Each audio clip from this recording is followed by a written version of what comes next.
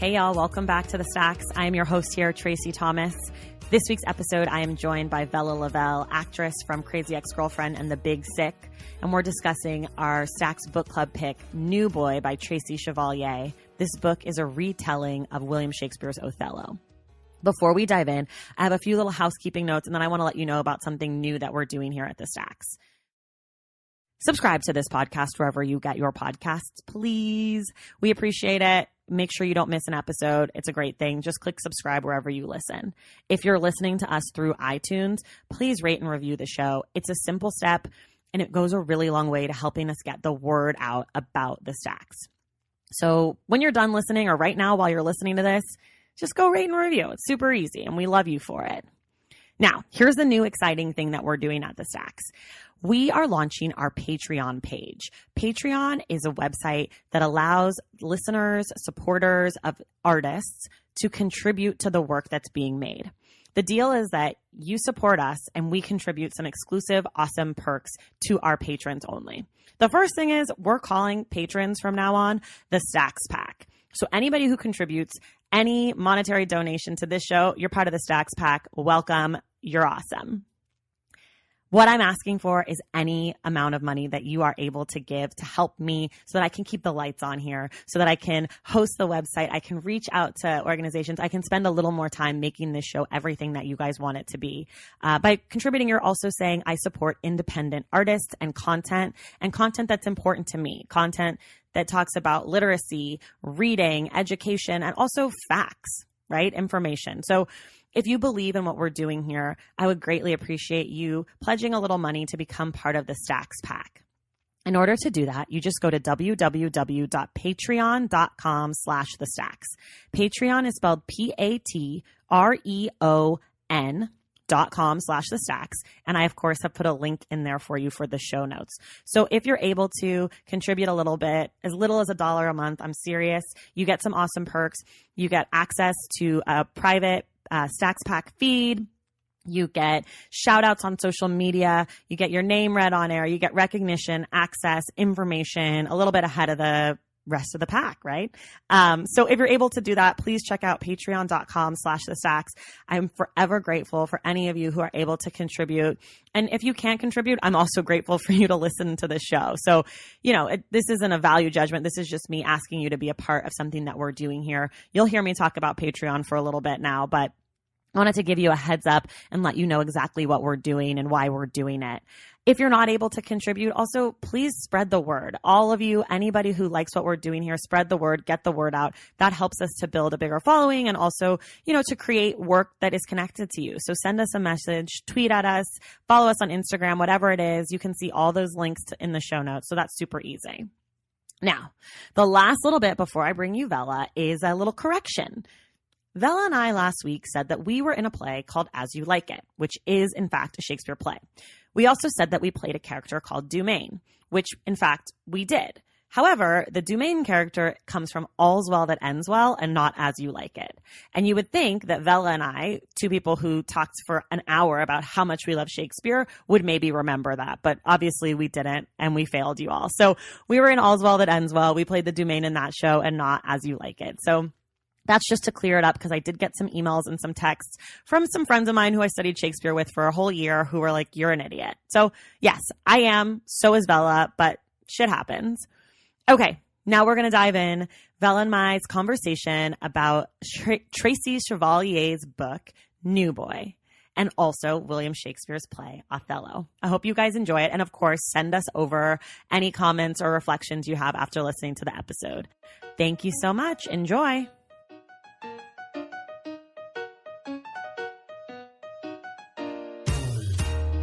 Okay, y'all, we are back on the Stacks. I am Tracy Thomas, and I am joined again by actress Vella Lovell.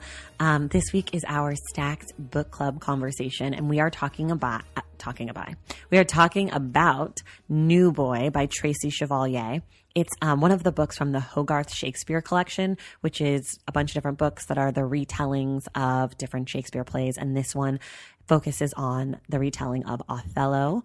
It's set in the 1970s in Washington, D.C., and it's actually in a elementary school. They're sixth graders. So Vella, welcome back. Hi, thank you. Yay. Oh, before we get started, let me just say this. We are going to spoil New Boy a little bit. However, if you're familiar with Othello, it's kind of hard to spoil the book because it's a retelling and it sticks pretty close for the most part. So I just want to give you that warning. If you feel okay listening, go ahead. But if you really want to read New Boy and you want to know how she does it, then you might want to read it and then come back and listen. I think that's fair. Yeah, but like as a book, it's already kind of spoiled. Yeah, like, if you've read the play. If you're even familiar with Othello, if you know like anything that happens in Othello, like if you've seen that movie, spoiled. Strong movie, Josh Hartnett, Mekhi Phifer, Julia Stiles. I need to see it now. It's really good. Okay. It's better than New Boy, no offense. Well, actually, we're just going to dive in. We're diving in. We're diving in. Vella, why don't you tell us a little bit about kind of like your initial thoughts about this book? Like before I read it? No, just like when you put the book down. Or maybe going into it too. Whatever. Yeah. Okay. So I will say going into it, I was actually so excited because I was like, this is a perfect book for me and Tracy because it's Othello. So we have like some, race talk in there. And then it's also like, so it's Shakespeare, which that's how we met. And it's a retelling. I was super into it. And I am not a fan coming out the other side. Yeah. I found it a little,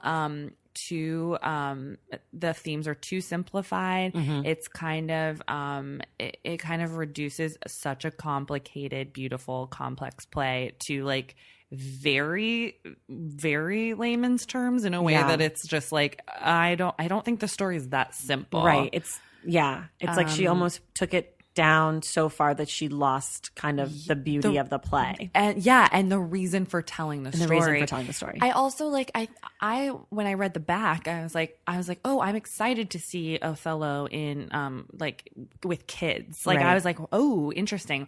But then I was like, oh, maybe I don't know if it's maybe just not a story for kids or it's just this way. It doesn't hold. Right. So one of the things that Tracy Chevalier does, which is a very strong choice. I'm going to put it that way. She tells the story of Othello, of New Boy in one school day. Right. Which I like. I did like. It's just quick. It's very quick. When you think about the play Othello, I think one of the things that you think about is kind of like time passing and like jealousy building. Right. And to think that like children are so – basically you have to make the assumption that children are so emotional that they would be willing to, die – for something in the course of a school day. It's not even a full 24 hours. It's like literally from 8 a.m. to like 3 p.m. It's like a school day. Post lunch. Right.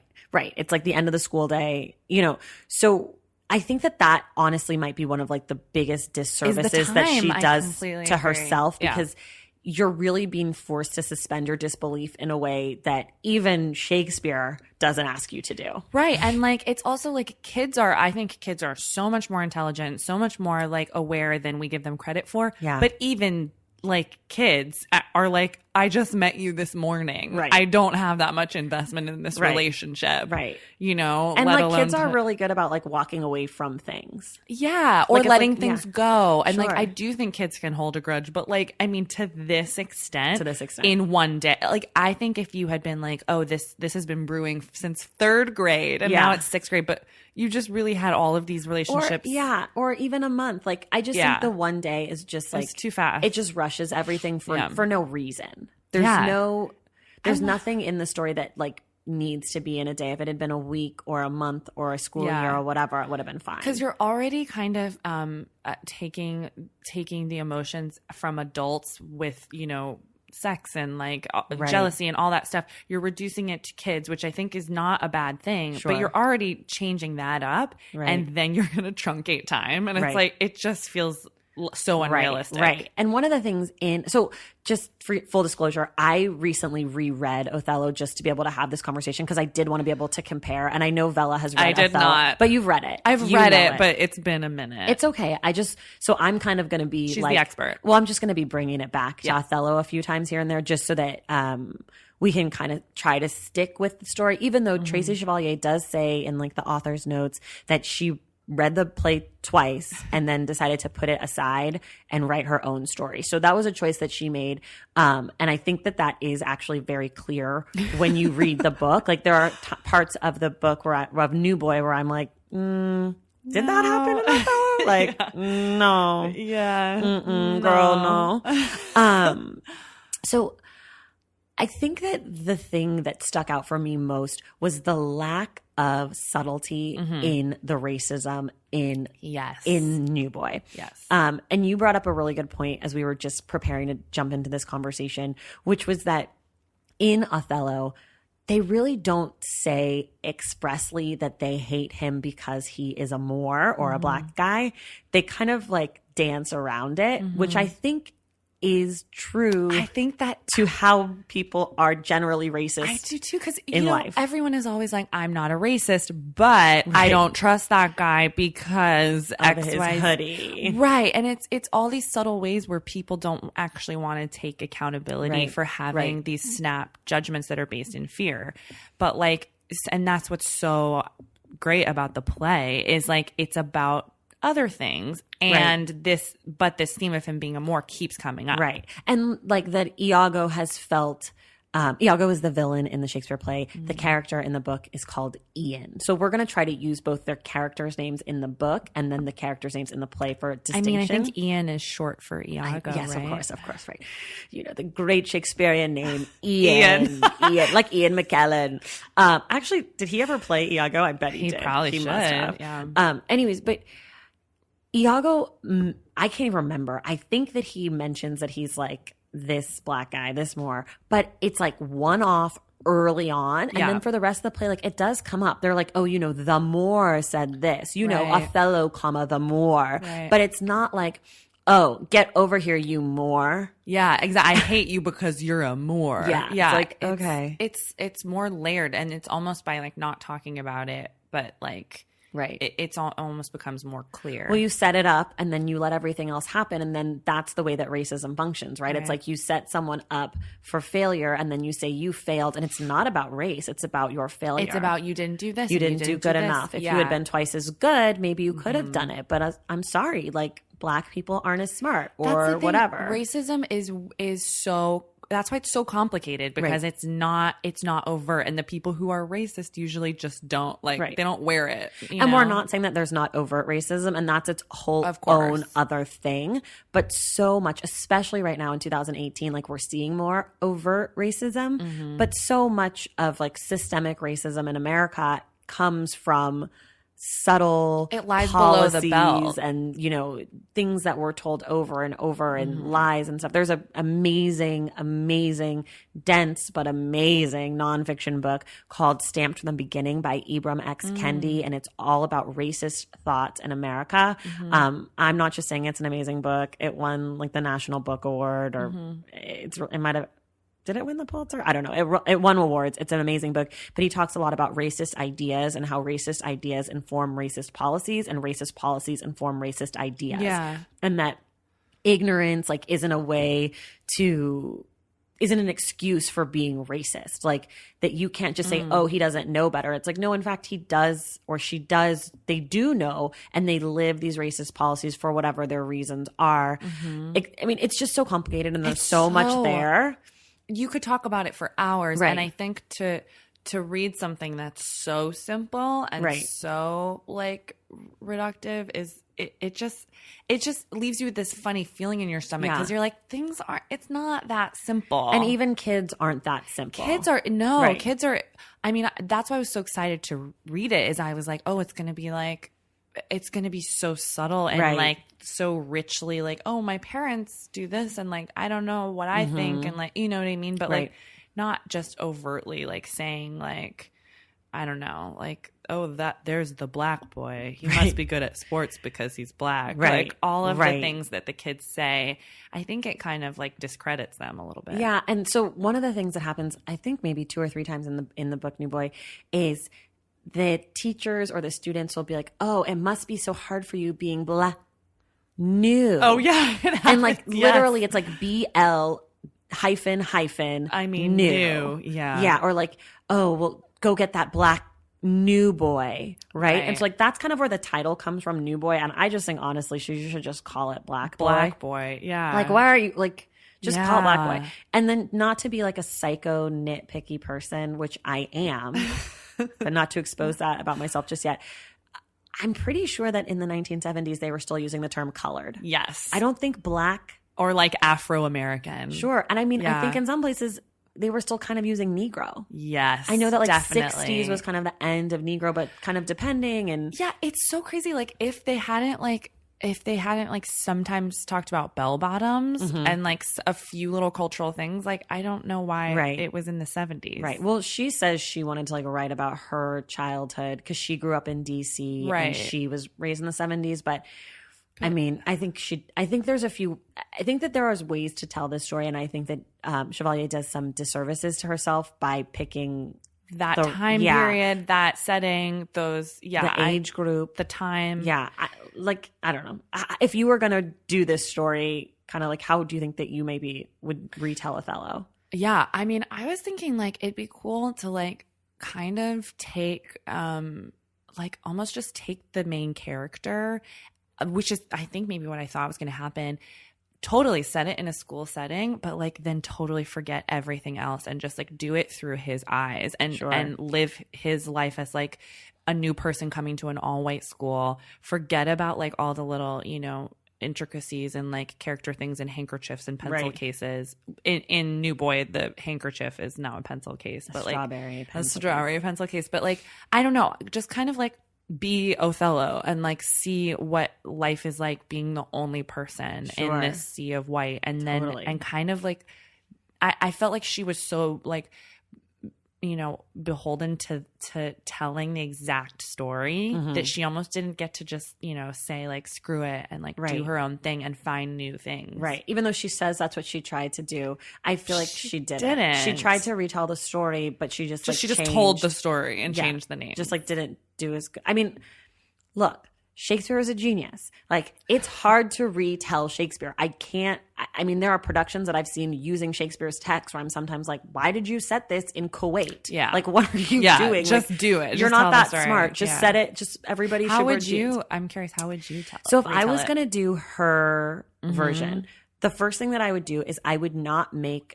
the Othello character Osei, or they call him O. I would not make him from Ghana. I would make it like a rich white school in Chicago. And he gets bussed in from like a poor neighborhood in like the south side of Chicago. And I would make it so that it was like late 80s, early 90s, kind of like when the whole crack epidemic and like, love it. You know, because then you have that like racism of like, oh, does your mom do crack? Yeah. Like, and I wouldn't make him the son of a diplomat. I would just make him like a smart kid. Yeah. And because like one of the things that happens in the play Othello is that Othello is the lieutenant, or like he's in charge of this part of the army. He's starting at such a high place. Yeah. So I like, maybe he's like an honor student, right? And like instead of all the teachers being like, who's this black new boy, I would make him be like excited.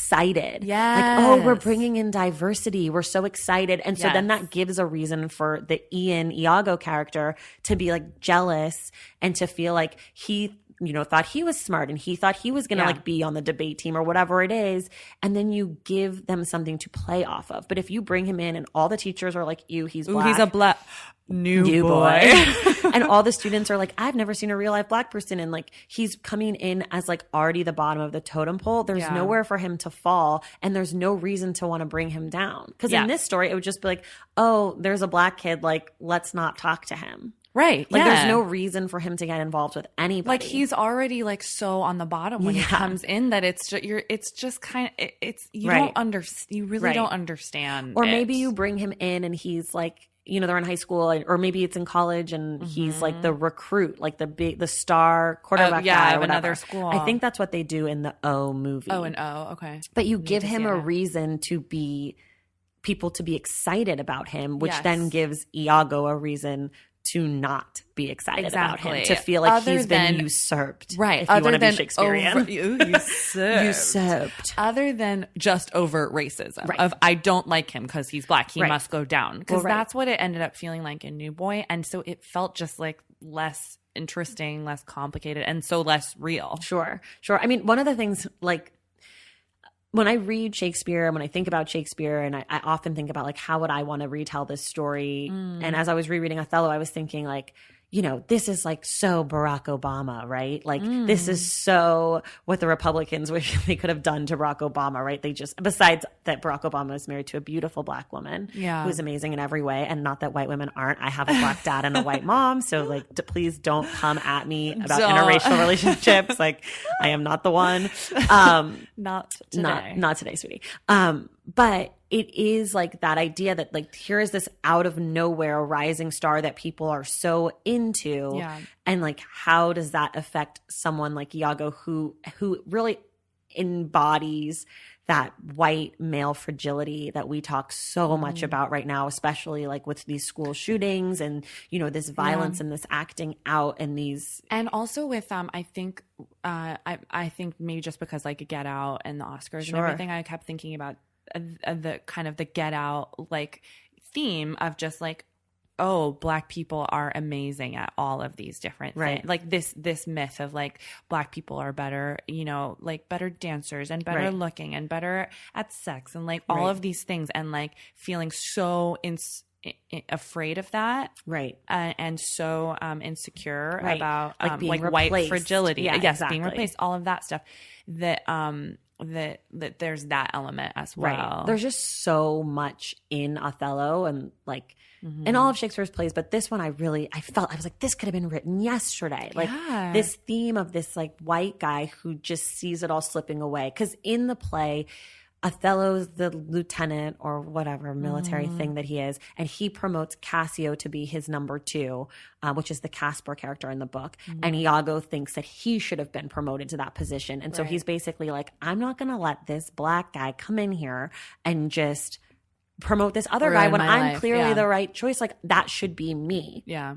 And it just spirals from that. Like you see your expectations are not meeting the reality, and he just spirals, which just, I can't believe that is something that I'm like, was written in, I think it was like 1603. And also just about infidelity and the male ego and women and husbands and wives and kind of like how jealousy just can, because at first, you know, when Iago tries to convince Othello that Desdemona is having an affair with Cassio, he says, I need proof. Like I literally like, I trust her, I love her. Yeah. Right. And it's the way that Iago kind of worms his way. So it's about like, it's about so many things. There's so many things. And also the language is just incredible. The language is incredible. And so Tracy and I were talking about this before, like if you don't have the beauty of that language, and then you're just reducing all the themes to like very simple kind of like black and white, very like cut and dry, there's a right and there's a wrong, you lose the magic. That's kind of what I thought the whole time. I was just like, oh, okay, this is kind of the Cliff Notes version, but like with not a yeah. I mean, I think that Tracy Chevalier's version would have been better. I mean, not better. Like I could see a staged production of her version if they were using the Shakespearean text. It would be hard to get 11-year-olds to say the lines, maybe, but I don't know. There's some amazing children actors. Yeah, get the little boy from Moonlight. What's his name? Yeah, he's great. Alex Hibbert is also his name. The Stranger Things cast. Sure, you could just pick them up and just have them do it. Like there are kid actors who could do it. Yeah, but it's like, if you take the language out, and so much of it is the language, and like rereading the book. I mean, Vella and I sat here before we started recording, and I just was reading her passages of like, how great is this line? Do you remember this scene? Like, there's a scene at the end of Othello between Emilia and Desdemona that is like, gives you goosebumps. It's so good. And it has that famous speech. I think it's husband's fault if wives do fall or whatever. Yeah. It's one of the most famous speeches from the play. Look it up. It's so good. I don't know. It's really, I think if you know, it's one of the female versions of like a to be or not to be type speech. Yeah. There's not a lot. If you don't know this, a lot of Shakespeare's famous monologues are for men. There's not a lot of real famous female ones. Yeah. Juliet has gallop a foot, you fiery, or gallop a pace, you fiery-footed steed, and then Lady Macbeth. It's the same ones that get done. Yeah, over and Lady over. Macbeth has the unsex me here.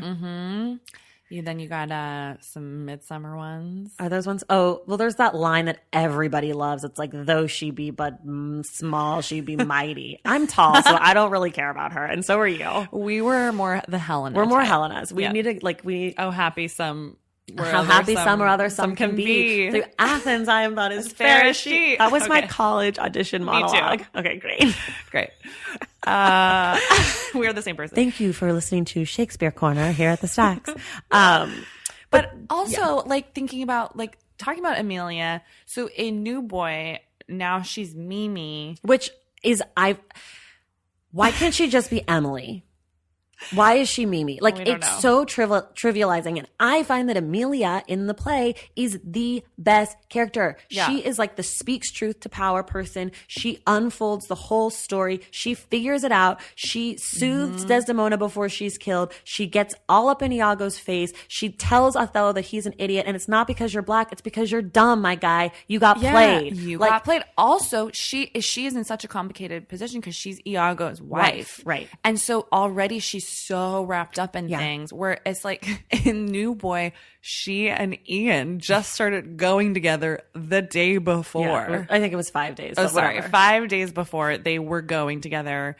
And now she's just wrapped up. She has to get out of the relationship. Right. But the stakes just like cannot be anywhere where they have to be. The stakes are not anywhere. The stakes are nowhere. Right. Because if you're 11, everybody think back to your boyfriend when you were 11 or girlfriend.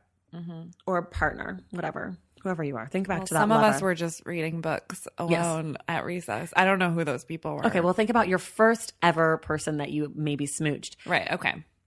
Like, do you even care about that person anymore? I'm having a hard time remembering his last name. Yeah. I remember the first name, that's all.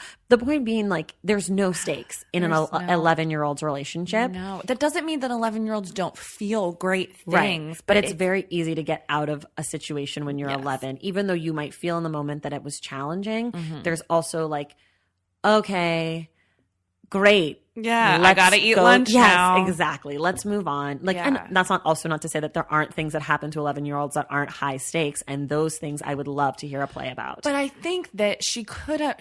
There's a way that she could have done it, where like using those feelings that 11-year-olds have and that passion, because they do have it, right? But like she would have had to let go of following the plot story so closely, so tightly, right? And which is, I don't know if that was the assignment for the Hogarth things. No, because from my understanding, I haven't read any of the other ones, but I hear the one about Merchant of Venice. I don't even know the name. Something about Shylock is fantastic. I've heard Nutshell, which I believe is the Hamlet one, is also really great. It's like a comedy, and it's told from this point of view of a fetus. Like, it's totally unrelated to the story, but it's connected. And I think you have to do that. You have to let go of it a little bit. You have to let go of it because you're not Shakespeare and you're never going to be Shakespeare. No. And there isn't a single thing that's ever been adapted from Shakespeare that's better than Shakespeare. Yeah. Now, with that being said, West Side Story is amazing. It's amazing. And maybe one of the best musicals ever made. Yeah. But I don't know if I'm going West Side Story, Romeo and Juliet head to head. I don't know what I'm picking. Well, I think you're picking Romeo and Juliet because without Romeo and Juliet, there is no sure. But I guess like those two are standouts. Yeah. But that also speaks to the power of Romeo and Juliet. Yeah. Right? Yeah. And also, the other thing is that Romeo and Juliet, or West Side Story, isn't trying to compete with Romeo and Juliet because they have Bernstein and Sondheim, and you've created this whole other world, and you've written music, and you've changed it enough, and you've added your own genius to it. Like, completely. Shakespeare wasn't writing librettos, right? So right, you elevated something, and you also let go of things that weren't serving the story, right, didn't fit right. Whereas it just felt like she was trying to hang on to too much. Also, something I don't know if you were going to talk about this, but the Ian character, we were talking about how like in New Boy, it's like he's this lurking kid that's dark and everyone has like a bad feeling about him. Like all the kids are like, oh, that guy's up to no good. Whereas the whole thing in Othello is Iago. We were saying like he's referred as honest. He's referred to as honest Iago over and over, and good Iago and kind Iago, and how much they love and how much Iago. and he says that too about Othello. He's like, I'm only doing that. I mean, I'm paraphrasing, obviously. He's like, I'm only doing this because I love you so much, and I'm so like loyal to you, right? And you like, know? and Othello's like, thank you, my guy. Like, I'm so glad I have you. You're so honest. And even when Iago is like lying to people, like to Desdemona, she's like, this can't be right, Iago, and like going to him because they all think that He's is so the truthful good. person. Right. Whereas, like everybody, Cassio seeks him out, Desdemona seeks him out, Othello seeks He's him the out. confidant. Yeah. Right, of everybody. Yeah. And in this, it's like Ian walks through the playground and the kids shudder and like there's a cold wind. Yeah. So it's like, of course, if he's talking to you, you're going to be like, why is this guy talking to me? He's clearly evil. He's clearly evil. And like, it's even like Dee, the Desdemona character, Chevalier even says like, Dee is weirded out that Ian's talking to her because he like doesn't really talk to her. Right. Like he's like, they're not each other's people. And Mimi, who's Amelia, when she had her long relationship of 3 days with Ian, she hated it the whole time. She felt weird about it, and like he had a darkness inside of her. And it's like, so that's literally not the story that's in Othello. Well, just there. So why? Like, there's no reason for this story to happen. Right. There's no reason. Of course, no one would trust Ian. Right, because he's horrible and like is a mean bully. He's a mean boy. And it's just like, well, and you can tell like the other version of this play or story that would have been great is like if you tell it from Ian's perspective. Yeah. And it's like he is seeing how he's like, this sucks. Yeah. I used to be the person that everybody was looking at and talking about. And like my bad behavior was like the thing that everybody was like, where's Ian? Blah, blah, blah. And now this new boy is here and he's getting all the attention. But like she tells it from kind of like, it's not from people's perspective. So it's not first person. No, it's no one's perspective. I mean, it's not first person. It's third person. But it's from different people's like point of view, but it's third person. So it's like, you get then she went home head. and she felt sad and then her mom said this, but it's not like, I feel sad my mom said this, which I think would have helped her to being inside the kid's perspective. I do too. I think that would have been so, I mean, because with Shakespeare, with the soliloquies, you completely get in. They get to just talk to you. Right. So you are with them. You are in their first person in a way. So it's like, I think I totally agree that if she had just maybe like split up the chapters and each chapter was a different character, maybe that could have helped. And the other thing, which I learned this in college from Louis Scheeder, is that in Shakespeare, they say what they mean. The characters say what they mean unless they tell you otherwise. In a soliloquy. In an aside in a soliloquy. Yeah. Unless they say, I am setting this plot in motion. I am lying. I will be lying for the next few scenes. Yeah, you're right. They tell the truth. Yeah. So like, and that's not to say that they don't flip flop. Like in one moment you could be saying, I'm so like, in Romeo and Juliet, there's that whole thing about the day. And then later on in the play, it's all about the night and the moon and this and that. So it's not to say that people don't change their mind. And but sometimes it's in the same sentence. Say. But in the moment that the words are being spoken, they mean it. And I think that really could have helped Chevalier because that's very much like children. Yes. Like children flip flop and they mean what they say and they say what they mean. And if they lie, I mean, my niece, she's hilarious because she'll do something. She'll be like, I'm going to go eat that cookie. And she'll eat the cookie. And then she'll come in the room and she'll be like, Mommy, I ate the cookie. I'm sorry. And you're like, perfect. Go to your room. Thank you. That's exactly what happened. Yeah. Or it's like, who ate the cookie? And she'll be like, it was I. I did it. I love it. But it's like that. But that's fascinating. That's fascinating in and of itself. Like, what if all these characters weren't trying to hide anything and they were just following their impulses like children do? It just is disappointing to me because I think there's so much in Othello and she could have done so many different things. And I have to say, there's one thing that I think she did really good. And that has to do with sexism. Because in rereading Othello, I didn't realize how sexist the male characters are towards the women. Like Bianca is like, they call her like a whore and a courtesy and whatever. And it's kind of unclear because she's like, I'm not actually like, a whore. Yeah, like she really just like is maybe sleeping with Cassio. Right. Yeah. And she says boyfriend. Like, she's like, I'm as honest as her about Amelia. And Amelia's like, all right, Trick, like nice try. But it's like, that's the direct quote. It says, all right, Trick. And then there's 8 bars of scansion just left open. No. But there's so much sexism and in New Boy, like there's this part where Desdemona or Dee takes her braids down and the teachers are like, you look unkempt. That's not becoming of a girl. And there's, Blanca, who's the Bianca character is like kind of sexy. She's got her little training bra situation. Yeah. And they talk about how her shirt's too tight and all the boys talk about like they're embarrassed by her womanliness coming forward, and the other girls notice that she's using flirting and this and that, and like that all is talked about. And I took note of that before I went back and reread the play, and I was like, oh, she did, yeah, because I thought it was just the author trying to like inject it, because it's not really fully fleshed out, but it is. She does try to add a little bit of that, which I appreciate. Yeah, you know, my one thing that it made me, you know, want to look at Othello again, which I definitely will after this. Yes. Is that because it's so overt, the racism, because it's so like, he's a black boy, new boy, I don't trust him. I was like, oh, like my understanding of Othello is that it's so underneath everything, and that's why it's so intrinsic and it's so deep seated, because it's about on the surface it's jealousy and I got passed over, and I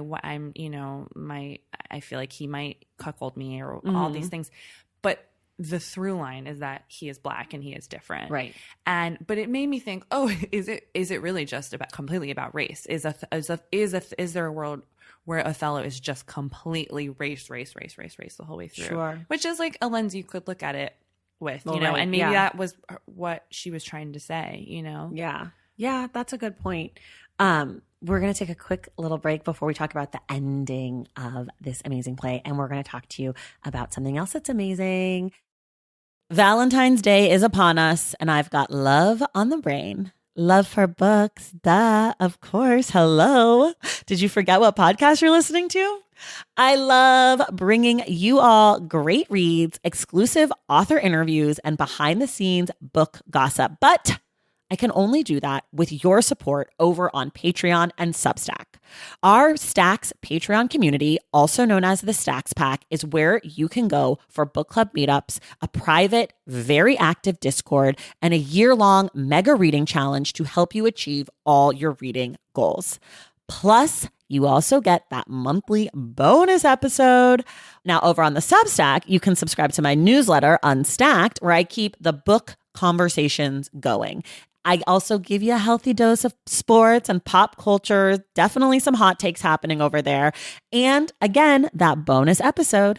If you don't have a few dollars to spare, don't worry. There are free options on the Substack and the Patreon to get you a little extra Stacks magic.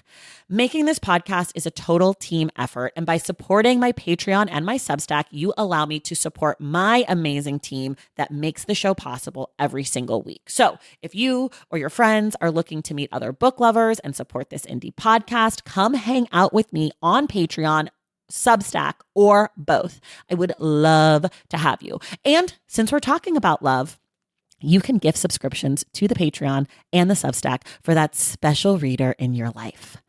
For the Stacks Pack, head to patreon.com/thestacks. And for the newsletter, head to tracykhomas.substack.com. And also, there are links to both in the show notes. Okay, see you in the Stacks. Also, I actually found there's an audiobook version of Othello the play that is a staged reading. And I believe it's Ian I'm going to look it up because I'm going to fuck this up. Ian so bad. McKellen, sir? No, I think it's the other one. And the other Ian. Hold on. Patrick Stewart. I don't know. It's more recent. It's younger. You can hear me typing like really fast. God, I can't find it. I hate myself. I should have been more prepared. That's so cool. I'm sure it's easy to find. It's like Michael Oyelowo, and like it's really cool. David Oyelowo? Yeah, or David Tracy. That's so yeah, cool. it's like actors doing it. And that is it's Daniel Craig, David Oyelowo. It's like a production that they turned into the. It's the Sam Gold's production at New York Theater Workshop. Exactly. That is so cool because what we were talking about last week in the episode was about how it can be intimidating to read Shakespeare. Yeah. And that actually it's really helpful to envision it and hear it out loud. And so that's kind of a perfect way to do that. Yeah. So check out that audiobook version if you are a little intimidated about reading Shakespeare, because, you know, hearing people do it is really great. And I'm looking at pictures right now of this production, and it's set in the military fully, which is how Othello is set. They're like in army clothes and stuff. Anyways, check it out. Audible, free download, free 30-day trial. Enjoy your life. Okay. Vella, we're going to talk about the ending of both the book and the play, because the ending in the play gave me goosebumps when I was rereading it, and I had like tears in my eyes, and I was sitting there being like, I forgot how good this play was. Like this Act 4 and Act 5 of William Shakespeare Othello is top notch. Like it's top notch. On fire. It's top notch. Well, it's everything coming to a head. Everything coming together, and it's all unfolding, and you're like, stop. It's that feeling of like, you've seen the Romeo and Juliet with Leonardo DiCaprio. Of course. Everyone. If you have, honestly, if you've not seen that, stop listening to us right now. Go watch that film and then come back, because you are missing everything. It's so good. It's so solid. Good. But at the end of that, when Juliet like wakes up from her fake death and he's like dead. Yeah. Spoiler alert for R&J. Oh, sorry. Romeo and Juliet. It's a tragedy. People die. Oh my God. Is that right? She wakes up second. Yeah. Well, no, he wakes up second. No, yeah, she's fake dead. And so is he? She's fake dead, and then he's like, okay, I'm going to be real dead, and he takes the potion, and then she wakes up. And then she shoots herself. That's right. Yeah. So, but when she wakes up and he's dying, and like you see her fingers moving, and you're like, oh my God, just faster, go faster. Yeah. Wake up. Like, don't take the poison. That's kind of how the unfolding of Othello felt when I was reading it. I was like, just like, can you just listen to her for like 2 seconds, Othello? Like, can you just like, listen? Yeah, because the whole thing with Othello is like, if they were just one step ahead, right? If they could communicate just a little bit faster, so easy to unravel this situation that Iago has set up. Right, exactly. Like it's so easy. So in New Boy though, she strays from the story. And again, as she strays, I think the theme of this episode is don't stray from the story when the story is Shakespeare. It's so good. Because you're leaving out things that make it make sense. So for example, in the play, Roderigo, who is the Rod character in the book and is like Iago's pal, who Iago thinks is an idiot, and he is. Iago basically, gotta back up a little bit more. Othello tells Iago to kill Cassio. Iago then passes that off to Roderigo. Roderigo goes to kill Cassio. Neither of them die when they get in this fight. And behind everyone's back, like no one can see because it's dark, Iago then goes and actually kills Roderigo. So Iago's first death, like the first death in the play, is Iago killing his quote unquote right hand man, and also literally leg stabbing, like slicing open Cassio's leg, like trying to wound him further, because he realizes that if he gets caught, that it's all over, because he has these two people that he's been playing. Yeah. So in the book, there's no Iago, or Ian doesn't actually do anything to either person. To Rod, yeah. Well, and to Rod or to Casper. Casper has been suspended for a fight earlier, which does mirror an earlier fight in Othello. There's 2 fights between Roderigo and Cassio in Othello. Right. The second one ending in Iago killing Roderigo. But isn't the first one when Iago like convinces him to drink Cassio? Yes, and that's the first fight, which is how that starts everything.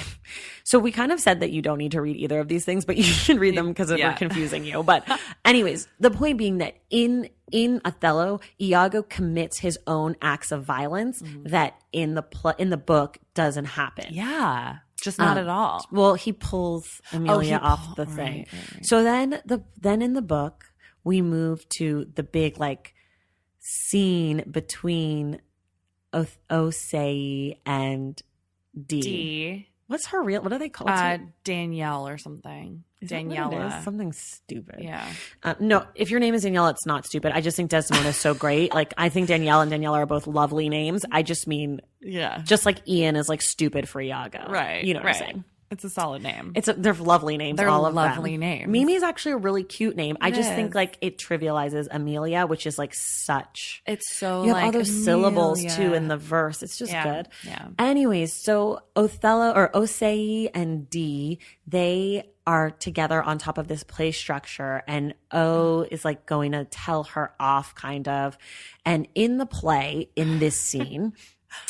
It's a little more dramatic. He actually smothers her with a pillow until she's dead. Well, she's almost dead. And then Amelia comes in. Then Desdemona's like, this guy killed me. Yeah. And she's like, no. And she's like, yes. No. Oh, right. First she's like, she says, remember that he. First she says, nobody killed me. It was an accident or something like that. And then she says, this guy killed me. Anyways, so it starts to unravel in this way. But the thing that's really important here is that Desdemona dies in Othello. Yeah. And in what happens in New Boy? Well, Osei calls her a whore, and then she runs away. But she runs away. Really comparable things. Sure. Totally. Well, something that irreversible. Calling someone a whore is as irreversible as death is what we're being asked to believe. Yeah, they're pretty much the same thing. And stakes are up so there. high. Yeah. And sure, we're kind of making a joke of that because if that was all that happened in the ending of the book and like that, those were the highest possible stakes, it would be fine. But then Amelia or Mimi comes over and she's like, why did you do that? O, and O's like, because she gave so-and-so my pencil case, Casper my pencil case. And Mimi's like, no, I gave that to Ian, and he's like, wait, what? And as she's getting ready to like finish telling the story, Ian yanks her off the play structure and paralyzes her. And then she can't move her body, and she can't blood move her- is like spilling out. So what's confusing for both Bella and I, if you can't tell, is how come Desdemona, who gets killed, is just getting called a whore, and Mimi is all of a sudden being destroyed. However, in the play, Amelia is killed. So Desdemona and Amelia get killed in the play, but in this, it's like, meh. Mimi's paralyzed, and Desdemona Went home early. Yeah, went home early. It was actually after school, so she just went home at a normal time, and was maybe being crying. called a whore by her boyfriend of 4 hours. Who said that they went all the way? Yeah. Oh, right. Yeah. He says we went all the way because all white girls want this D. Yeah. Which, yeah. Also, we should talk about, well, I don't know. I partly was like, I think writers should obviously write about experiences that they have not had. Hold on. We have to finish. We have to finish that. We have to finish the end. Okay. Here's the last thing that happens. Okay. So in Othello kills himself. Yeah. Dead. By his own sword. Because he's so devastated because Amelia has been like, this is what happened. Iago did this. Iago's like, stop talking. She's like, no, I'm a finish. Yeah. And then she keeps going. And then eventually Iago stabs and kills his own wife so that she'll shut up. And then Othello is so distraught and like realizes that he's trapped and like he has committed the ultimate black man sin, which is to lash out against a white woman, right? Ideally. I mean, that's me putting a little bit of more modern time on it, but either way. Yeah. So he kills himself.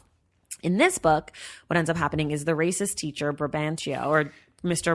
Brabant, comes in and he says, nigger, which like we've already been building towards this the whole book. Like he might as well have just called him nigger from the jump. But anyways, so he does that. And then, does a black power salute, like a fist in the air, like John Carlos and Tommy Smith, and then dives off the play structure and it blacks out. So we're led to believe that he commits suicide by black power gesture via on the playground. On the recess playground. Right.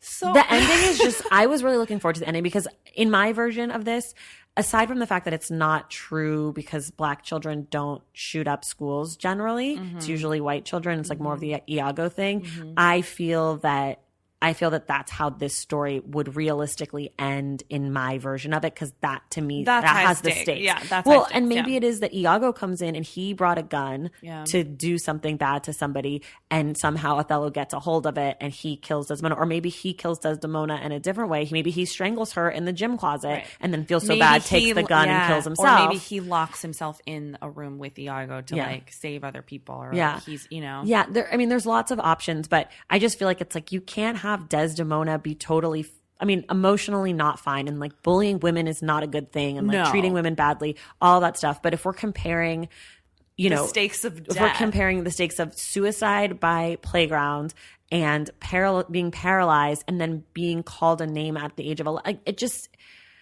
the ending just was so disappointing. Right, the whole thing is that Othello kills his white wife, and then like how did that end up happening? How did we get here? Whereas you have New Boy, and it's like why did he kill himself? Why are we here? Why are we here? Totally. Why are we here? You were going to say something else, and I cut you off a while ago. No, it's good that we finished. But I was just, I wondered why some of the things were so simplified is that maybe just because of her writing from her own experience, Sure. and maybe she didn't fully understand. I don't know. But like, Yeah. at the same time, like Shakespeare wrote Othello, you know? So like, I don't know. Yeah. That was my easy go-to. Like try to give her the question. benefit of the doubt. Yeah. Well, yeah. I don't have an answer for you because I don't know why she picked Othello, to be honest. Yeah, I had that question too. I don't know You how could the Hogarth Shakespeare works. She could have picked anything. She could It have. seemed like it was their choice. Yeah. Yeah. And I mean, I don't know. Maybe the ones she wanted to do were gone first, or maybe she thought, Yeah. I know she said that she liked the play because she is an American who lives in England. So she feels like an outsider in where she lives. But I think it's a little bit more, this plays about a little bit more than feeling like an outsider. Yeah. Because also, while Othello is an outsider, that's not really talked about at all. Like he does not in any of his like speeches say, wow, I really feel out of place here. He's like, no, He's like, living I'm life. doing great. Yeah. I am doing so great. I am a Black man who is thriving in the military. I got myself a beautiful wife who people seem to really like. Yeah. I'm in with the Duke. I got my boy Cassio on one side. I got my boy Iago on the other side. Yeah. Like I have friends. I've conquered all this stuff. And It's a theme that you're right. she just kind of missed. I think took it. I think Yeah. if I was gonna simplify, the biggest miss in the whole thing is that she doesn't place Othello high enough to have a fall, and she doesn't place Iago low enough to have something to be trying to rise to. Very well said. That Yeah. I mean, I think for me that pretty much sums it up. Yeah. I mean, I don't have anything else really to say about the book. I will say this: if you've yet to read this book, I know we kind of just bashed it, which as you get to know me, that's something that I love to do. I love to tear apart art. I find it to be more enjoyable. Like if I see something that I really like, I'm like, yeah, that was good. But like I can find fault in just about anything because I went to school to study art. And so when you study art, you learn how to talk about and give criticism. And that's not to say that I didn't enjoy it. No. And that's not to say that like my favorite musical isn't Chorus Line, which is like, you know, there are some flaws there. No, there are none. None that I can see. But the point being that this book, I think it definitely has an audience. I've heard from people who really love this book, and I would be interested to hear from you if you fall into that category. And also if you haven't read it yet and you're like intrigued about it, I would recommend you read it, and I would recommend you then read the play or see the play or listen to the play. Just to see what happened and Yeah, see if maybe like that you found a way in. right. That maybe we didn't. Yeah, and I feel like every book there's an audience for just about every book. Yeah. This book just wasn't for me. I think also you and I come into this with so much like love and understanding for Shakespeare that it's harder. I was thinking, I was like, maybe if like I was like 14 or something. Yeah, I thought this book was YA about halfway through, but it's not. It's not. But like I was thinking like maybe if this was my first introduction to the play, it could be like an interesting way in. Sure. Because like I hated Taming of the Shrew, and then I saw 10 Things I Hate About You. And then I was like, maybe this play's good. Let me give it another chance. And then I was in it, and then I still didn't like it that much, but I understood it better. Yeah. Do you have anything else that you want to add or say that we didn't talk about? No, I mean, I'm glad to have read it. It was me too. I feel like I've never regretted reading a book. Me neither, ever. So I'm really glad we read it. I'm glad we explored it, and it did make me want to reread Othello. So do it. It's a win-win. Othello's so good, you guys. Everybody talks about how good Shakespeare is, and some of it's really good, and then some of them aren't that good. Like some of them are fine, but Othello's like actually that good. Yeah. Like Othello is giving me Richard III, Romeo and Juliet, Macbeth levels, Winter's goodness. Tale, jealousy. Winter's Tale. It kind of has all of these themes. It has a lot of the other plays kind of wrapped up in it. Okay. That's it from us. We will be back next week. The World Cup starts. So I'm actually going to be back with Erin Dolores, who is from Black Arrow FC, which is a lifestyle brand that deals with Black culture and soccer culture, and that in that intersection. So he and I are going to be talking next week, and then the following week we're going to be talking about a book called How Soccer Explains the World, and we're going to be talking a lot about Blackness in soccer. So I'm very excited. Listen to that. And thank you, Vella, so much for being here. You're the best. Thank you so much for having me. And I will link to all of Vella's social media and all her movies and shows and stuff so you can find her and follow her and love her and just become obsessed with her like the rest of us. All right, you guys, thank you so much. We will see you next Wednesday. And until then, enjoy your reading. Okay, y'all, that does it for us this week here at The Stacks. Thank you again to Vella Lovell for coming on the show, and thank you to all of you for listening. Please make sure you're subscribed to The Stacks wherever you get your podcasts. For those of you who listen through iTunes, please rate and review the show. It really goes a long way to helping us get the word out.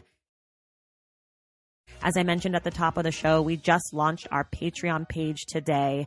Go to www.patreon.com/thestacks to find out how you can be part of the Stacks Pack and get those extra special perks for all of our supporters. The Stacks graphic designer is Robin McCrite. Our theme music comes from Tigirigis, and the show was created and produced by me, Tracy Thomas. Thank you so much, and I'll see you in the Stacks.